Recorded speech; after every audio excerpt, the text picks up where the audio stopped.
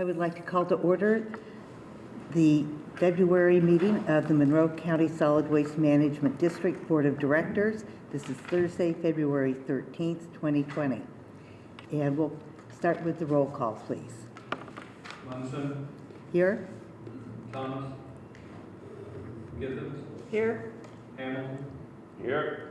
Piedmont Smith. Jones. Swaffer. Here. Okay. Piedmont Smith and Thomas may be joining us later, just depending on their schedule and ours.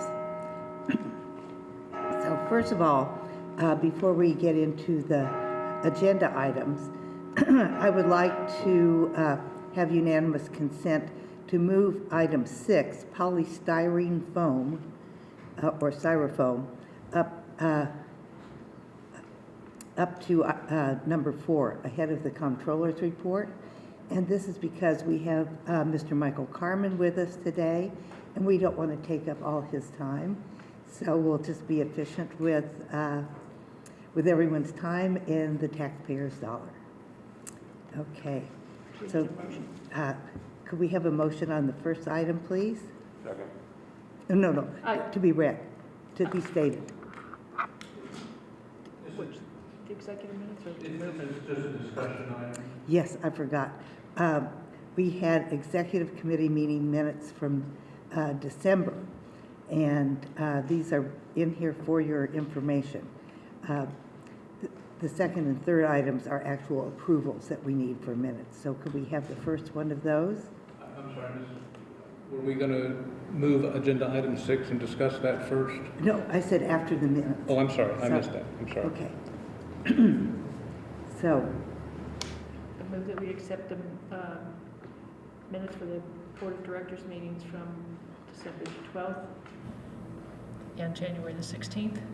so, board members, do you have any comments or questions about the minutes? Second. We need a second for that. I second. Thank you. Seeing no questions, let's have a vote for approval. All in favor signify by saying aye. Aye. Motion passes unanimously. Now we can tackle the... I guess I abstained since I wasn't there, but that's fine. You have a majority. That's fine. So, Thank you. Thanks. Now we can tackle styrofoam. Sorry, Madam Chair. With an abstention, we would not have 4 votes to Okay, approve. let's... So we have a quorum and then majority. The quorum isn't enough.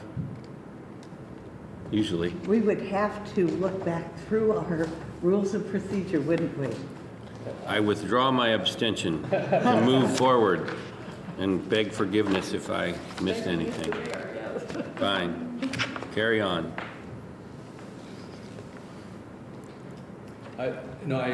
Carry on, that's fine. Under the bylaws, the minutes would fall under approval by majority of directors present and acting.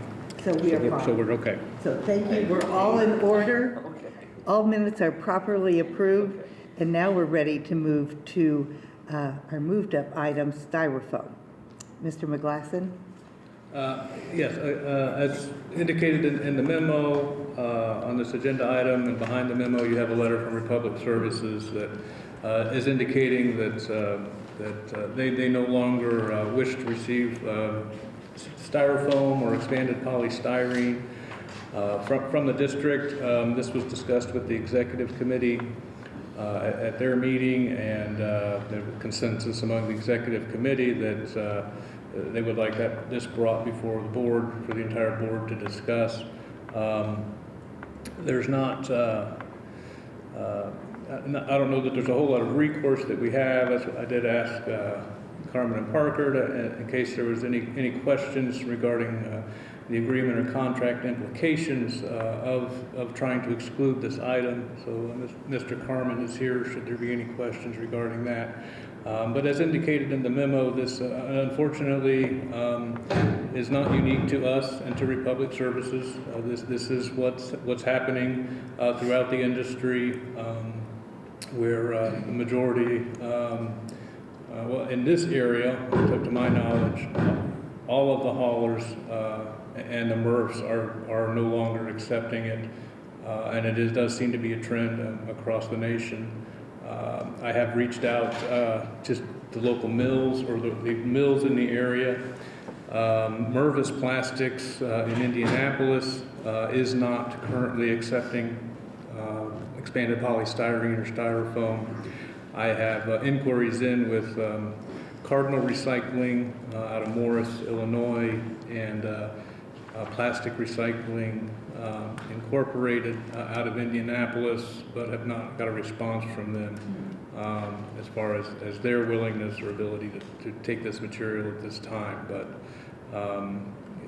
again, you've rattled off a number of facilities and haulers in the memo that have confirmed are no longer dealing with the styrofoam, and it's as indicated, similar to the situation we went through with plastic bags a couple of years ago. That's just a function of where the markets and in the industry is, and it's the situation that we're stuck with at this time.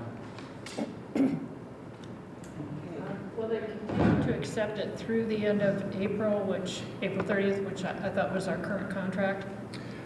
No, they are interested in having us stop accepting it at our facilities as soon as possible, and have indicated that if it doesn't happen within the next 30 days or so, then we may be looking at situations where they're trying to assess contamination fees or additional costs to us because of the unacceptable material in the recyclables that we're sending to them. But that means that it's a one-side, aren't they breaking the contract?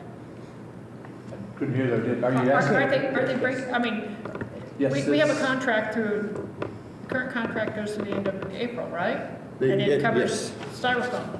The contract that's in place now goes through the end of April. You have another contract already in place that's effective May 1st. Right. They both have essentially the same provision, slightly different financial terms tied to Right. it, but it's otherwise the same, which says that Hoosier will process plastics numbers 1 through number 7 and baled plastics. It's not an option. That's the contract term. Right. So the letter is essentially, they may be looking at it as a unilateral change of the contract. I would interpret more as a request to agree to amend the contract by removing the plastics from it. But the contract calls for them to accept and process them, yes. So, I think we all need to know what options are available to us. And If you view it as a breach of the contract, which I think you could, if they refuse to accept it or don't process them, the contract has options for giving notice of default, what your options are if the default goes uncured. There's a couple options. In all honesty, that's a more detailed discussion. That is, I would submit, is best left to an executive meeting rather than an open forum. It would involve, there's no threat in litigation at this time, but it's the type of issue that could lead to that, and it would be appropriate for an executive committee discussion, and that can be an executive committee involving the whole board. It's not limited just to the executive committee, but yes, you do have options, one of which is to amend the contract and accept the removal of the plastics, others to enforce it, and it does affect both contracts, both now and the one that's effective May 1st, so decision on how you respond to this has long-term effect, yes. And to clarify, we're not talking about all plastics here. just styrofoam. Just the expanded style, polystyrene foam and the styrofoam. And, in Mr. Carmen's opinion with regard to where we stand contractually, it is what it is, but I, would point out, as I've indicated in the memo, that, Rumpke and Ray's, which would be two people we would probably immediately look to in the event we had a situation like this with any material, they're not taking it either. Right. So, if we want to make an issue of this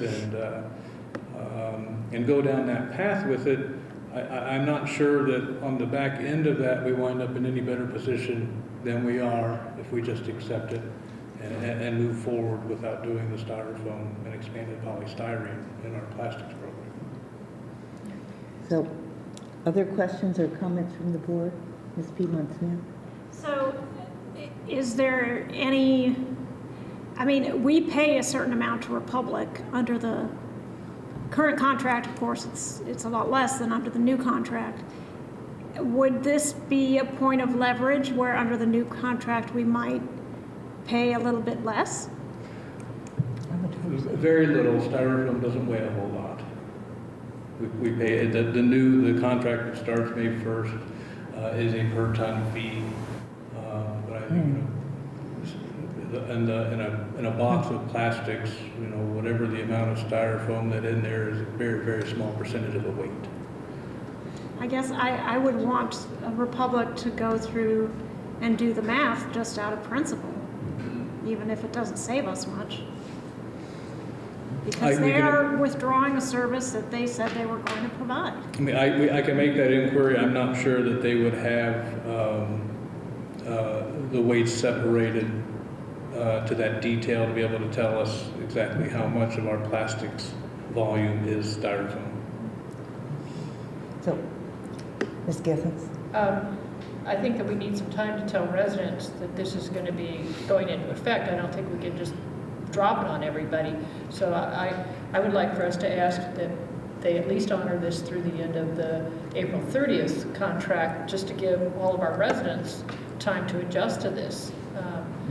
We can't just suddenly put signs up at different locations. I think that would be fair, and yeah, we could, I think we did something similar to that with when we implemented the fee for screened electronic items. We put notices up and said, beginning on this date, there would be this fee assessed, and we could certainly do that with this, where beginning on this date, this material will no longer be accepted.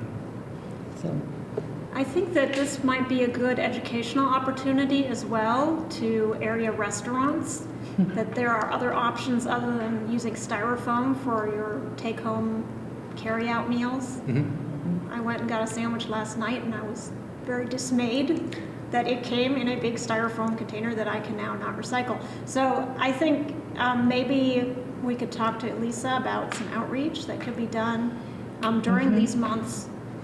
We could certainly do that because they're we can avoid some of the waste. At this time, our program, our vendor does still accept the rigid plastic, usually clear plastic containers, as long as they're rinsed and clean of food residue. Not all MRFs are accepting those at this time, but ours is. But that is certainly an option, an alternative to the styrofoam takeout containers. Yeah. Or even paper, cardboard. I mean, depending on what it is. So in addition to restaurants, there are grocery store salad bars, delis that have containers that need to be. I had one today, but I got a clear plastic container, not styrofoam. Good. Yeah. So other questions or comments? So, do we have a clear sense of where we want to go from here? Well, I like and would agree with Ms. Githens' recommendation, suggestion that we ask them, to honor or to continue to accept this material through the end of the existing contract term, which would be through the end of April, which would give us time, to notify residents, get signage up at our facilities, that so people have enough, ample notice that this is not going to be accepted anymore, and can find alternatives to their current needs for this material. So I expect that Republic is doing this, making the same kind of request also to the city and to Indiana University.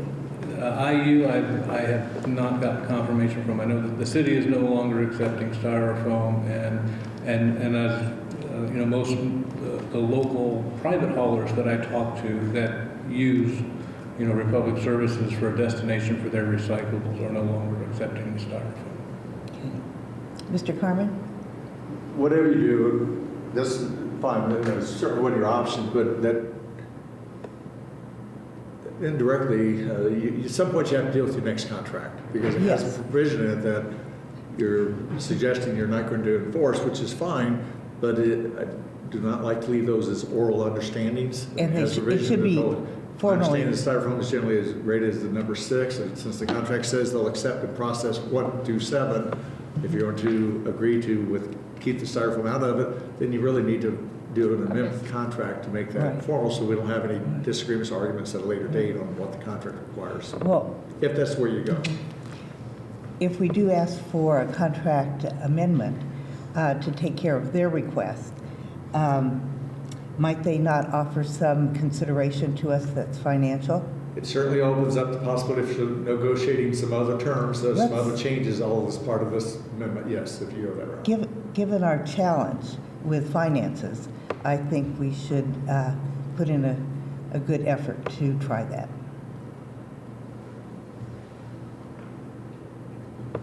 So would that be like first having an executive session with our legal counsel and then moving forward, or having Tom and the legal counsel kind of put some feelers out and then have a meeting? How would that work? For me, from my perspective, it would probably be best for myself or myself and legal to initiate discussions with the Republic and see what kind of concessions they might be willing to agree to or propose back to us, and then bring either to the executive committee or depending on where things go to an executive session of the board of the whole. If we need a strategy session, what sort of contract amendment would be agreeable to them that we could bring back to the board for a vote. How does that sound to everybody? Okay. You mentioned that they're wanting to stop accepting it now. Is that what you had said? Their preference would be yesterday, yes. And the penalties if we don't comply was That wasn't, Yeah, and in Memo was essence, very brief. what they've indicated to me is that, what would eventually happen if we continue to have styrofoam and with the plastics bins would be that they would start, because it's not something that their MRF accepts and processes anymore, they would be deemed those contaminated loads, and then there would be penalties in essence associated with that, because that requires double handling, because then they wind up having to repackage it and send it to disposal because it's a contaminated load. yeah. And so we want them to be able to transfer it on and not dispose of it. Oh, yeah, because then ultimately what happens in that sense is that, they just scoop it all up and it gets sent to disposal, and so you're taking material that is otherwise recyclable, because they've deemed that there's too much contamination in it and it's not worth sorting through, it all gets sent to disposal, and so you have recyclables that are not getting recycled at that point, and that's not what any of us want. Well, I would really like our legal advisors to see if there's any recourse to that, because they said 1 through 7, styrofoam is labeled 6, we put it in there, and now they're going to dump the whole load because it's mixed with styrofoam. That's not living up to our contract. It's not that the styrofoam 6 is now tainted materials, it's that they can't market it. They have no place to get rid of it. I understand that, but technically that's not our problem. That's exactly the point, yes. But that problem is we're going to confront it with probably every Category. transfer station, everybody around everywhere. If not now, it's going to be spread to everybody. So everybody's going to have the same problem. What are we going to do with the styrofoam if they can't remarket it? And so everybody's going to be having the same push. So a consideration for whether the contract should be amended and deal with that and deal with the realities of what are we going to do with the styrofoam we're all collecting and have no place to put it is certainly something appropriate. Whether or not there should be some other contract changes tied to that certainly is something to look at too. Well, I think Dan brought up a good point. We don't want our whole bin of plastics to go into the landfill. So do we risk having that happen if we keep accepting styrofoam? Yeah, and Mr. Carmen indicated, I think that's a risk regardless of what vendors are available to us in this area, we would use if this became something that, made us move away from Republic. Like I said before, I don't think on the back end of something like that, with regard to styrofoam, we're going to wind up in any better scenario than we currently are right now. So I'm going back to what Penny was saying. I mean, I think maybe it's not the best idea to keep accepting styrofoam until the end of April. I don't know, what do you think? I mean, if it's gonna mean all of this plastic goes in the landfill, kind of defeats our purpose. Well, I guess for me, what I would be looking for right now would be some sort of consensus from the board that, even if there's other concessions or changes that there's a willingness to consider removing styrofoam from our plastics, and if so, like I said, myself or myself and legal counsel, we can go initiate those discussions with Republic Services. Let's see what they come back with, and what type of a change proposition could be brought back to the board to amend the contract that hopefully both parties could be agreeable to, and then we can go from there. I think we need to start some PSAs to from the consumer side to reduce that. What you're talking about with your sandwich today. We have actually already scripted some PSAs that will be running beginning in March. That recycle right is the theme there. That does kind of get into some of the changes that have occurred since China stopped taking materials, and the mills and the MRFs are a lot more picky now about food particles, residue that's left in a lot of the recyclable containers that people throw in. They need to be rinsed out, they need to be clean, they need to be dry. You can't have food residue or other sorts of contaminants in them. And we have scripted some PSAs that'll begin running in March that'll start addressing those topics, and that is something that Lisa and I have talked about, and that's what we're going to push throughout the year, that people need to change their recycling habits. Very good.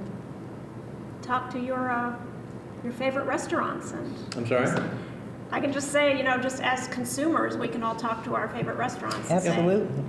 could you consider switching to cardboard or paper or Yeah. Or even other plastics? There are people out there that take their own Tupperware containers to a restaurant and they package up their own leftovers. We'll soon be doing that more. Yeah. Okay. Anything else on this? All right. Let's move on to the regular order and have the controller's report on payroll and claims. Okay, since the last meeting, we have examined and pre-approved claims in the amount of $104,747.78. Today, I'm asking approval of $79,010.87 for a total of $183,758.65. So, board members, you got this by email, today's report. Do you have any questions for Ms. Hudson? I just Mr. always Mayor. ask Ms. Hudson, are these all appropriate expenses that you've reviewed and can affirm to us that they are appropriate and should be affirmed? Yes. Thank you. Ms. Gittens? On page 16, I believe it is, of the whole packet, it says that there's a reference about an annual tax, Property tax. and we're a government, this is a political subdivision according to what is on page 35 of this same packet. So why are we paying property tax on a copier? I am debating that issue with Canon Services at this time, and they are not in agreement with us. I have sent them the statute citations and the relevant language out of the statute, and shown them the statute that does allow for that exemption to be transferable to the company that leases equipment to a government entity, and I'm waiting on a response. But we are looking to get that money refunded to us. Thank you. Okay, thank you. Other questions? Let's have approval, please, on payroll and claims. All in favor signify by saying aye. Aye. Any opposed? Motion passes. Now, we will hear Ms. Hudson's report on cash flow. This is Okay. always exciting. Operating balance at $2,110,891.01. Our debt closure bond is at $11,103.97. Capital at $45,413.60, and landfill post-closure at $752,534.21. So thank you. Questions for Mrs. Hudson? Ms. Piedmont-Smith? Yes, the revenues in the operating fund, 75,461. Is that typical for January? There's a big chunk of money in orange bags. Can you explain that in a little more detail? Is that something that's higher in January than other months? Or? Yes, the orange bags are higher in January because we did 2 deliveries in the month of January Okay. on the bags. Okay. Ms. Giffens? On page 27, where you've got the information on the closure bonds, it goes from over $160,000 down to a little over 11,000. Is that common at this time of year? Yeah, we paid our bond. That's what I thought. Okay, and so that'll First be of the replenished? February it was due. Okay. We've made the first of the 2 bond payments due for the year. Okay, that's what yeah. Just want to make sure it wasn't something that we needed to be concerned about. I also noticed that there was a high copy for the rental charge on the copier. Is that sort of a quarterly charge that's paid, or is that That's that property tax that we're fighting about? that we're Yes. trying to get, reimbursed back to us. Okay. And do we only pay out, well, you just answered, we only pay out on the closure bond twice a year. Okay, so we're good. Thank you. I make up lists. It's good to make up lists. So, Mr. Mayor? I just want to thank you for page 30, which has the graphs, which I appreciate that from year to year. I note in the printout, it's kind of hard to see 2019, but there you go, the yellow. Those are helpful to me to just be able to compare. I really appreciate that. Thank you. So, other questions or comments? If not, we will move on, please. Next item of business is a resolution regarding adoption of asset management. We need a policy for this. Mr. McGlasson, would you describe this? Do Should we we want a make a motion motion first? Sure, we can have a motion first. I'm just not even on that page yet. I move resolution 2020-02 to adopt a asset management policy. Second. Okay, thank you. Now, Mr. McGlasson. Refer to the memo on top of the resolution in your packet, page 34. This is something that's being done at the request of the auditor's office under the new generally accepted accounting principles reporting requirements that counties with a population in excess of 100,000 people are now required to do. As a political subdivision that the county has binding budget authority over, they have to include us in the financial statements they report, and our asset inventory is one of the things that they have to report, and as a part of that, they've requested that the district have an asset management policy explaining how items wind up on the asset inventory and how assets are retired, declared surplus, and so forth. So that's the policy that you have. The policy presented for your consideration very much mirrors the county's policy. The auditor's office gave me a copy of that. Made some language tweaks to fit our needs, where auditor became controller, elected official became board of directors, and things like that. I think on the capital assets, we lowered the vehicle threshold the threshold value for a vehicle to be more in line with the types of money that we spend on vehicle purchases. But for inventory items, the threshold values remain the same. The procedure to retire assets is pretty much identical to the county's, as is the retirement form. Okay, thank you. Questions for Mr. McGlasson? I have one. Ms. Piedmont Smith? Just, if you could just run us through a scenario, like what would happen if I had an HP laser printer and don't need it anymore? And it's, I don't know, $300 machine. What would happen?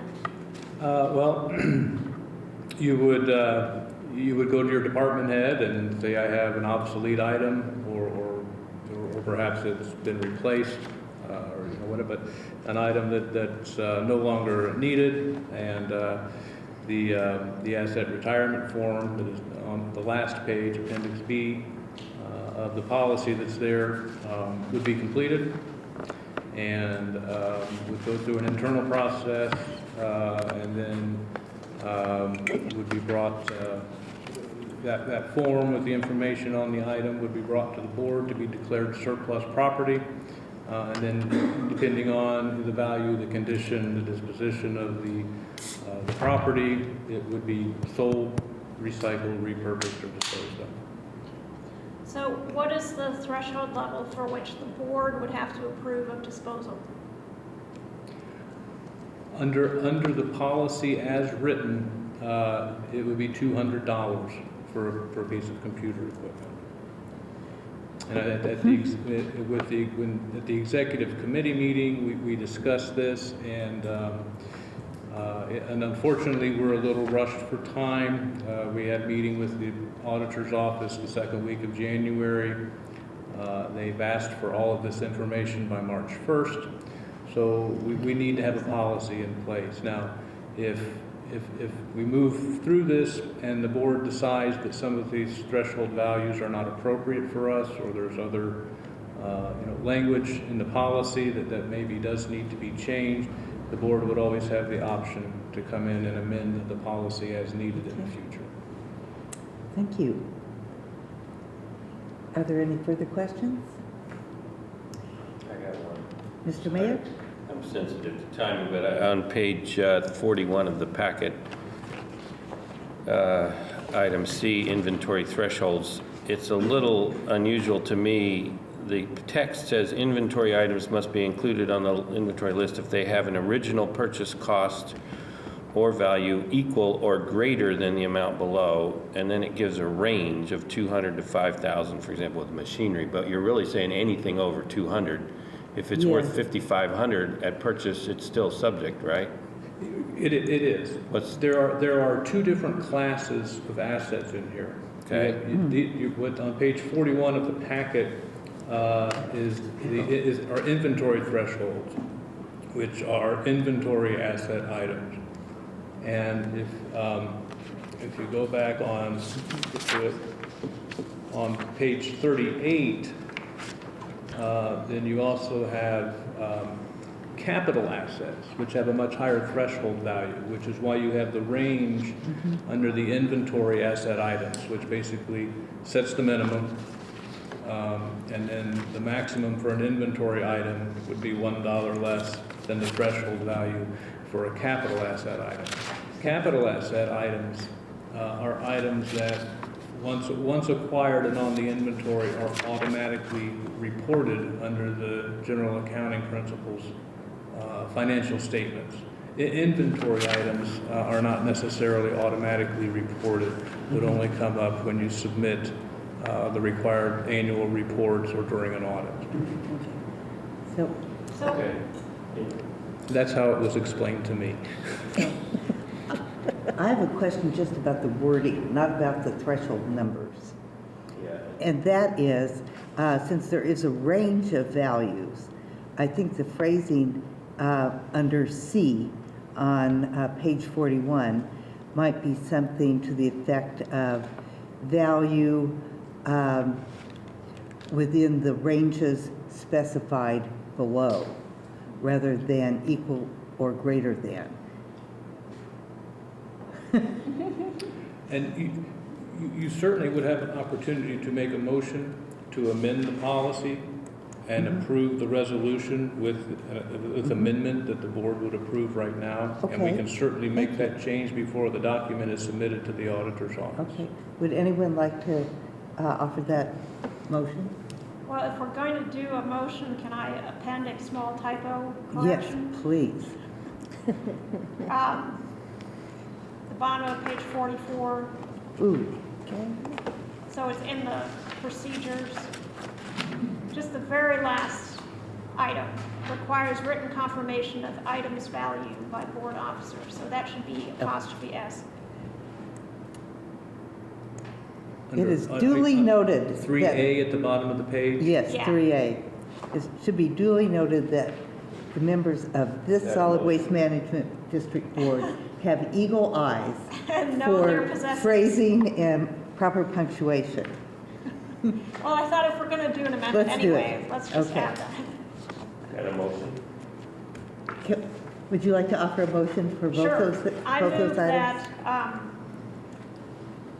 this policy be amended so that on page 41, capital letter C, the phrase purchase cost or value equal or greater than the amount below be changed to purchase cost or value in the ranges specified below. And that on page 44, at the bottom of the list of procedures, 3A, requires written confirmation of items value. The word items have an apostrophe added before the S. Do we have a second? Second, sorry. Thank you. Any discussion on this amendment? Seeing none. Board members, are you, we don't have any public comment to receive on this. Do you have any further comments?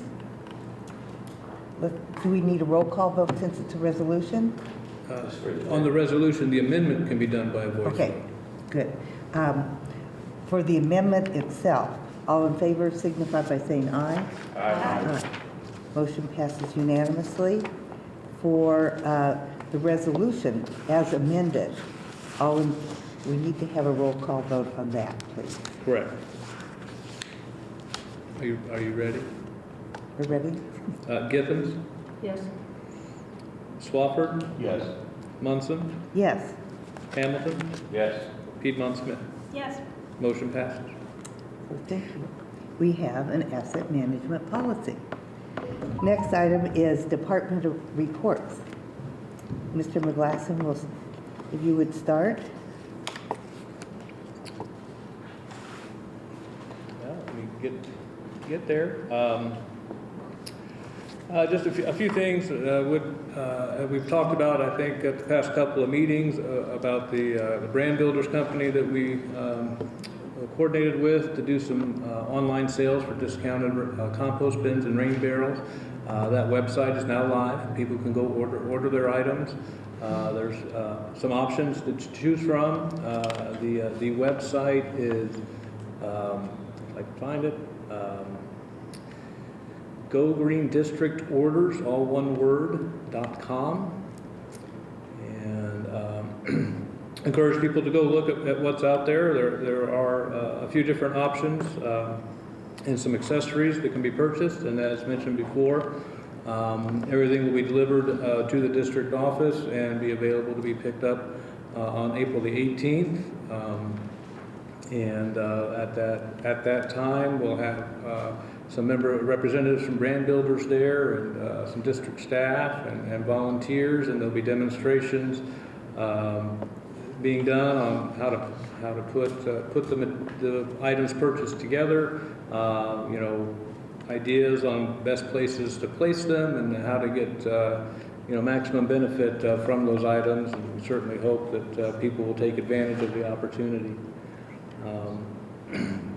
Also would Just note that we have submitted, I think in the reports that preparing, I've since submitted registration amendments to item, seeking approval to allow the food waste collection program with Green Camino to expand to the other district facilities.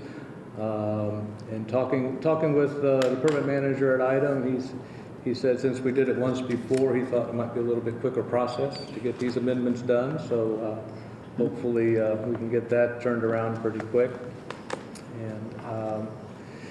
And then other than that, I don't necessarily need to go through none of the, in the legislative update, none of those bills are specific to solid waste districts, but might cover issues or topics that we're interested in. If there's any questions on any of those, I'd be happy to answer them. Thank you. Any questions? Ms. Piedmont Smith? Yeah, I have a question about the website for placing the orders for the compost bins. So I noticed on the district's website, it does have scrolling at the top, this announcement, but there's no link to the purchase website. I can't find a link on the district's website to the purchase website. So could that be added? We can. I'll have to check with our webmaster. I'm not sure if that link is something we can put in the scroll or not, but we could certainly look at getting that added to the home page up near the top so it stands out prominently when people first hit our page. Okay. Thank you. Mr. Hamilton?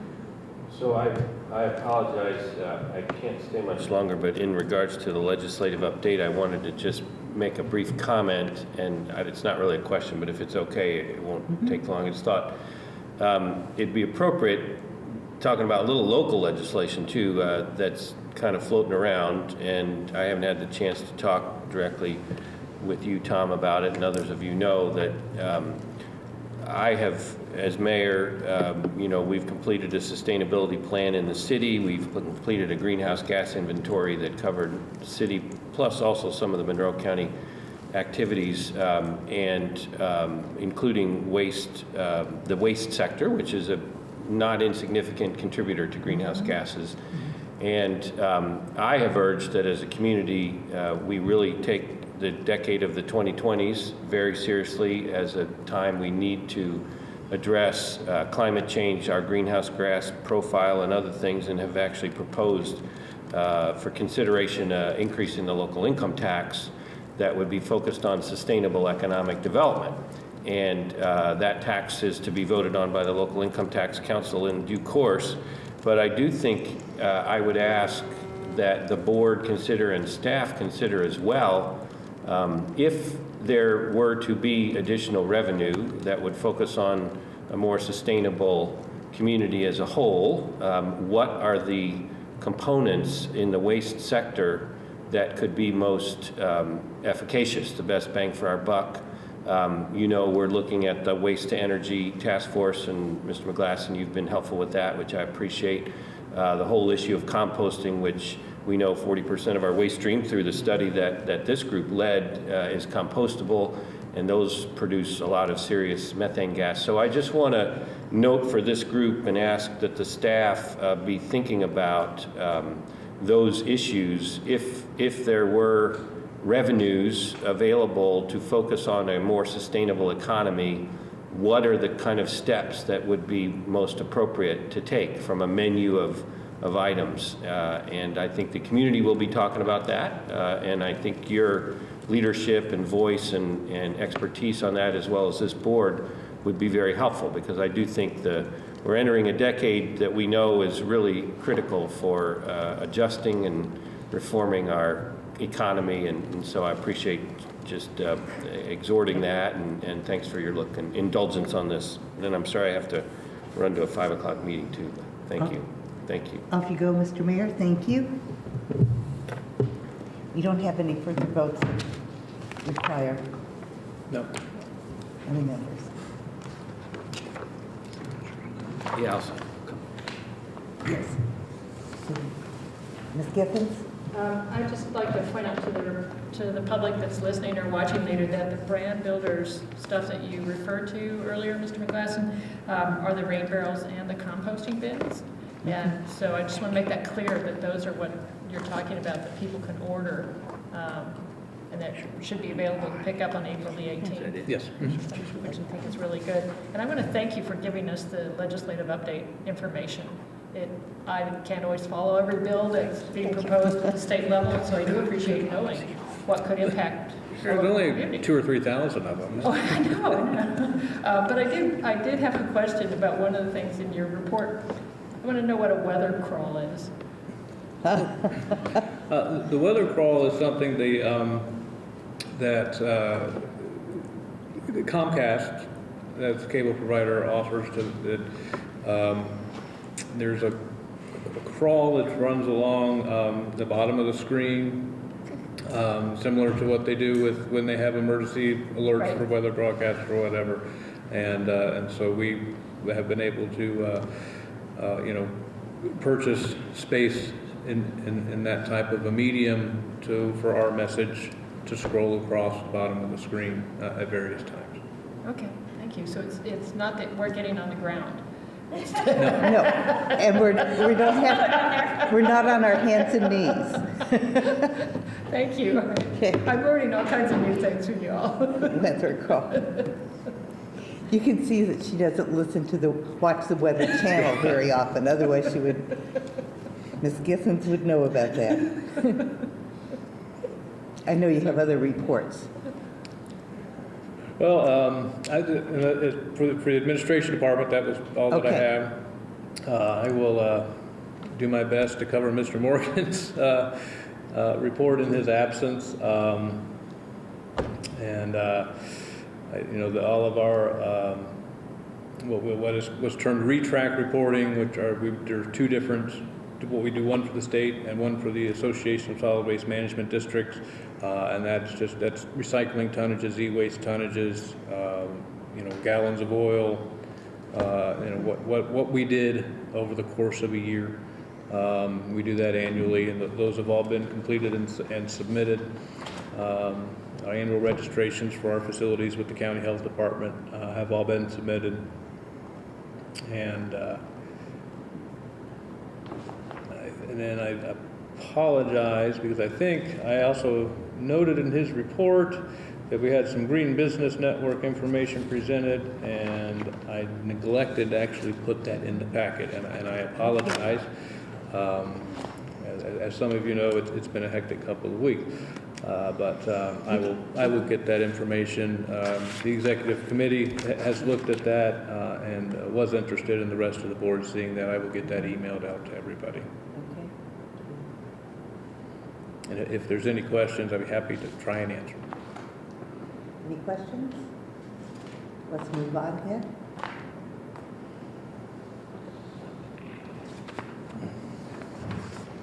Lee Paulson, landfill director, environmental compliance director. The only thing I would note, other than what's in the report, is that we're getting, hopefully here in the next day or two, we'll get our finalized report from AECom for our November groundwater sampling event, and I've already started to get my part ready to submit that to the state once I have their report to do. So nothing looks to be out of line from previous events, and we've done some additional sampling for per items request with just some different types of sampling for stuff that we've got going on at landfill. And a couple of months ago, Cheryl had requested information about the Adopt a Road program. I've gone through and created an interactive map through Google, and it has been submitted to the website Tech People to upload that to the website. As far as I know, as of today, it's not there yet, but from the information I got via email from him, everything looked fine. It's just a matter of getting however the coding goes to get that into that. But I did bring a couple pieces of information.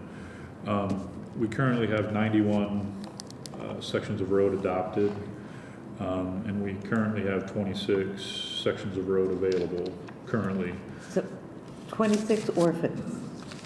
Say again? We have 26 orphan roads Have not been Yes. adopted. that have not been Yes, adopted. yes, They're exactly. orphans. Yeah, we actually, Mary Beth just got, this week, we just got approval from a new section of road for Baxter to adopt. So we're Okay. working with them right now to, Baxter's taken over a large section of, I think, Curry Pike. Good. So close to where they are, and It needs gets a little advertisement with their signs up when we get that all finalized. Looks good. So, And I'd like to point out here, that this will be a lot more clear and easier for residents to figure out when the map gets uploaded on the site. But Monroe County and the city of Bloomington have ultimate decision on what sections of roads can and can't be included in the program for safety and a variety of other reasons that they use. So, you know, we have 91 groups currently that have roads adopted, 26 roads that are approved to be included in the program that aren't adopted, and that is far from all the roads that are in Monroe County. And so people, when the map is up, and if people have a specific area that they're interested in, you know, adopting and having the sign up, or just because it's, you know, where they live or whatever, there's always the option to request to include it in the program from the city and the county, and we do that quite often. Okay, so I have a question on that. Will the website have a way that people can make a request for a specific road, or can you have information about that if they have an interest to contact so-and-so? The information is up there on who to call or Good. email. We, at this time, do not have a form that can be pleaded and submitted via the Yeah. website, that may come in a future iteration of the website. So good. Questions? I'm sorry, I just want to clarify, the 91 segments of road that are available, is that the total? Or is that the number that are covered by groups? There's currently 91 sections of roads that are covered by a group. Okay. And That 26 would be that are 92 not. now, because I don't have Baxter's updated yet, because I just got approval from that today. Well, thank you. That's good to hear about, and especially when the days are brighter and warmer. Hopefully we'll have groups out there. Yep. So, no further reports, and we have an opportunity for public comment, and we have no public here today. So now we have comments from directors, and I would like to ask that the executive committee stay after the meeting to reschedule our executive committee meeting. And so that is my important comment, but now let me turn it over to you for comments. Anything? Let me. Ms. Piedmont-Smith? I just wanted to say that I think all of our thoughts go out to, and prayers go out to Scott Morgan for a good recovery, and that we will see him again soon. And I want to say I'm very happy that since I came okay, first of all, I want to apologize for being late again. I obviously need to try to take an earlier bus to get here. But I'm very happy that when I got in here, I thought that you'd already done all of the agenda up to the styrofoam, and I was really worried that I had missed almost all of the meeting. Yes. So I'm glad that you were just moving things in the agenda. So thank you for that. I'm sorry that we confused you, but we were trying to. How is that possible? It was possible. And we may have other opportunities to amend our agenda. So with no further comments from the directors, thank you all very much, and we'll see you at the March meeting.